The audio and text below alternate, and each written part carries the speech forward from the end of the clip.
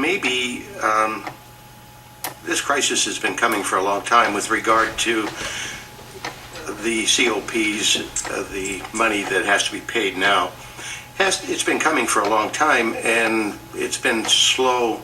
It's been like a slow motion train wreck. We just knew it was going to happen, but it's been put off and put off and put off, and the can's been kicked down the road with regard to this particular issue. And I am very much against using the Glacier Settlement Fund, and the reason for that is because there's, as it states right in what we're looking at here, there's no restriction and would not be required to be paid back. And it's like giving people a free rein to spend money with no need to ever replace it. And so that is somewhat troubling. Well, more than somewhat, it's very troubling to me, and I'm very saddened if we go that route.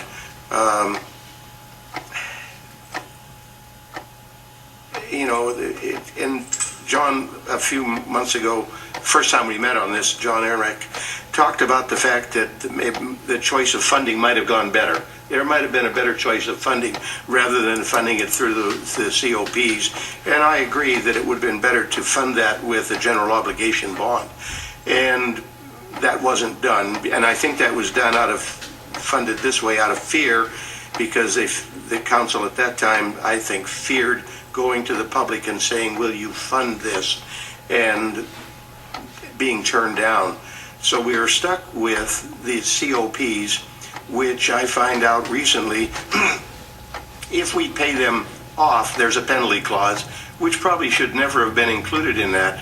Now, Ms. Masco did inform me when I questioned her about this, that there were some ways we could pay that off early if there was a general obligation bond put before the public, because in effect, I think getting money for December's payment and then getting money for June or July's payment, whichever it is in effect just kicking that can down the road some more, and there needs to be a solid funding for that particular obligation that we have that will run for the next, 15 to 18 years, something like that.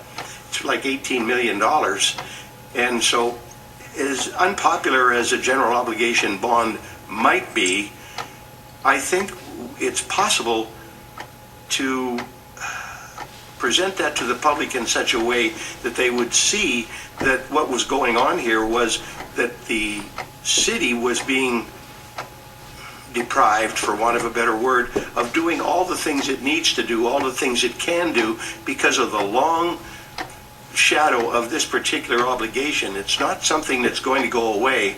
And, you know, as much as I have lobbied against taxes, and John was talking earlier about the $1.52 property tax, and it being only about half of other cities, I find myself thinking that I would rather pay the $1.52 property tax on a regular basis and fund this particular thing out of a general obligation bond, rather than continuing to take money out of other funds. I'm in favor of the ER&R fund, as Ms. Coffey pointed out.